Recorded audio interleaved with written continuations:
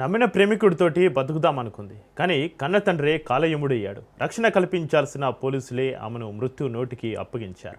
పల్నాడు జిల్లా మాచర్లో జరిగిన చౌడేశ్వరి హత్య కేసు ఇప్పుడు నాగరిక సమాజాన్ని తలదించుకునేలా చేస్తుంది. పరువు కోసం కూతురిని చంపిన తండ్రి ఒకరైతే కొన్ని వేల రూపాయల కక్కుర్తి కోసం ఒక నిండు ప్రాణాన్ని బలిపెట్టిన సీఏ ఉదంతం ఇప్పుడు సంచలనంగా మారింది. అసలు మాచర్ల పోలీస్ స్టేషన్ సాక్షిగా ఏం జరిగింది? చౌడేశ్వరి మరణానికి బాధ్యులెవరు? పరువు హత్యపై Raj news special drive.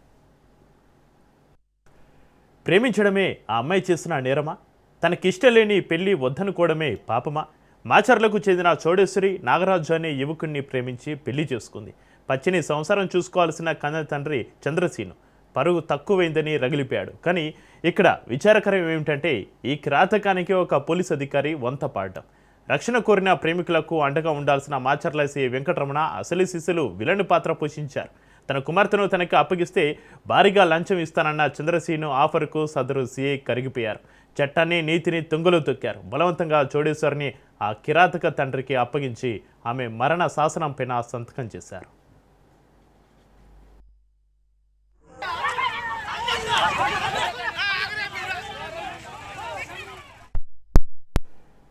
Palnadu జిల్లా మాచర్లో కలకలం రేపిన పరువు హత్య కీలక మలుపు తిరిగింది. ఈ పరువు హత్య వెనుక మాచర్ల సీఐ తురక వెంకటరమణ ఉన్నట్లుగా విచారణలో తేలింది. 23 ఏళ్ల చౌడేశ్వరి గత నెల 4న ఇంట్లో నుంచి వెళ్లిపోయి ప్రేమించిన నారాజును పెళ్లి చేసుకుంది. అయితే చౌడేశ్వరి తల్లిదండ్రులకు ఇది నచ్చలేదు. బంధువులకు తెలిస్తే పరువు పోతుందని భావించిన చౌడేశ్వరి తండ్రి సొంత కుమార్తెని చంపేశాడు. కానీ తన కుమార్తె ఉరివేసుకుని ఆత్మహత్య చేసుకుందని తల్లిదండ్రులు మొసలి కన్నీరు కార్చారు.